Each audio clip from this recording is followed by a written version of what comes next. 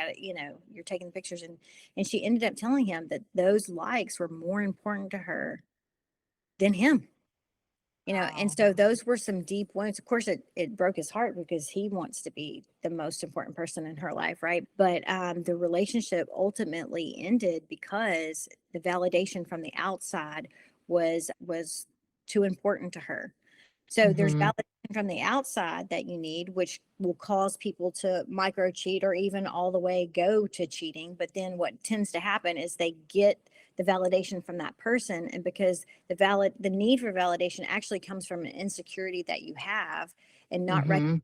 your own worth. And so you're trying to derive your worth from somebody on the outside. And so you have this habitual micro cheating, or it could be even full blown cheating with this person, that person, because you're seeking validation.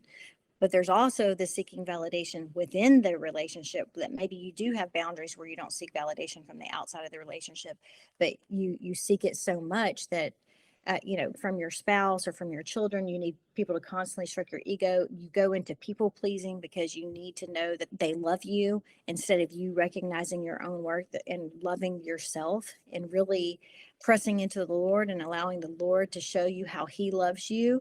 You know, you're seeking it from people then rather than seeking it from the source.